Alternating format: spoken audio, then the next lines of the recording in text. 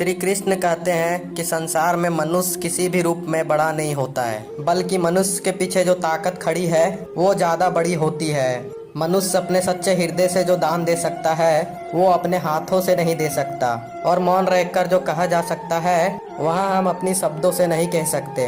जिस व्यक्ति के पास संतुष्टि नहीं, उसे कितना भी मिल जाए वो असंतुष्ट ही रहेगा।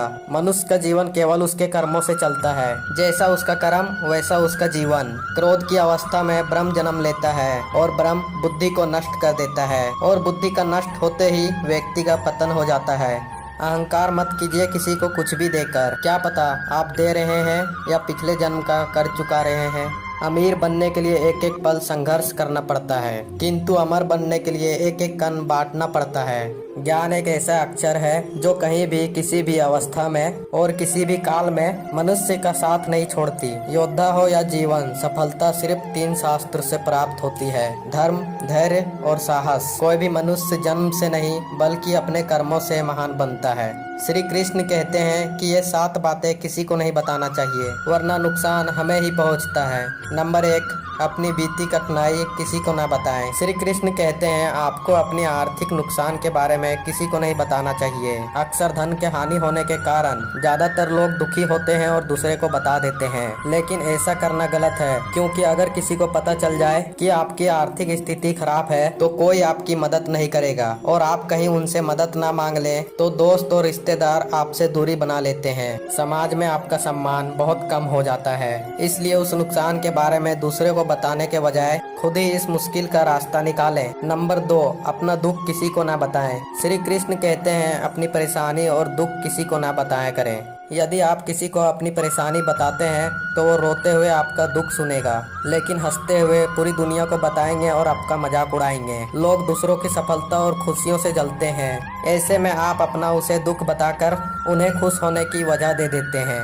इसीलिए आपका कोई कितना भी करीब क्यों ना हो, अपने दुख सिर्फ अपने तक रखें, क्योंकि दुख बांटने से कम नहीं होते बल्कि कई बार और ज़्यादा बढ़ जाते हैं। नंबर 3, अपने परिवार की निजी बातें किसी को ना बताएं। हम अक्सर अपने घर के बातें अपनी करीबी मित्र या रिश्तेदारों को बता देते हैं, ये सोचकर कि वो करीबी हैं, लेकिन श्री कृष्ण कहते हैं अपनी परिवार की मतभेद किसी को ना बताएं, और किसी पर भी अंधा विश्वास नहीं करना चाहिए। कौन आपके परिवार की बात कब, कहां और किसे बता दे और कब आपको अपमान का सामना करना पड़े, कहा नहीं जा सकता। इसलिए अपने परिवार की बातें, निजी बातें हमेशा अपने तक ही रखें। नंबर 4, अपने आर्थिक हालात किसी को ना बताएं। आप कितने अमीर हैं या फिर कितने गरीब, ये बात किसी को ना बताएं। किसी से अपने घर की आर्थिक हालात पर चर्चा ना करें। अपने धन को गुप्त ही रखें, क्योंकि आप गरीब हैं तो लोग आपसे दूरी बनाए रखेंगे, लेकिन आप धनी हैं तो लोग आपसे नकली रिश्ते बनाएंगे और आपसे जलेंगे, क्योंकि लोग ये जानना चाहते हैं कि आप कितना कमाते हैं, और आप सीधा सीधा ना बताएं तो लोग दूसरे तरीके से पूछताछ करेंगे। इसीलिए ना किसी का आमदनी पूछें और ना ही अपने आमदनी के बारे में किसी को बताएं। इसलिए नहीं कि लोग आपसे कर्ज मांगेंगे और लौटाएंगे नहीं, बल्कि उनके अनेक कारण हैं, वो आप खुद ही जानते हैं। इसीलिए अपने धन को रिश्तेदार और परिवार परिचित वालों से गुप्त ही रखें। नंबर 5,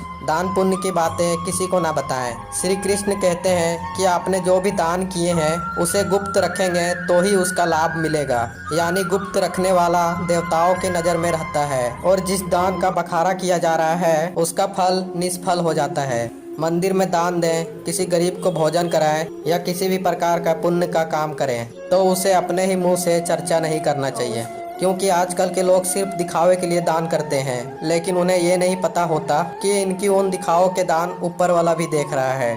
नंबर 6, लक्ष्य हमेशा गुप्त रखें। हम अक्सर लक्ष्य लोगों से या अपनी करीबी से बता देते हैं कि हम कितने बड़े आदमी बनना चाहते हैं, लेकिन श्री कृष्ण कहते हैं कि हमें ऐसा नहीं करना चाहिए। इससे हमारे अंदर उस लक्ष्य को पूरा करने से तपन कम हो जाता है।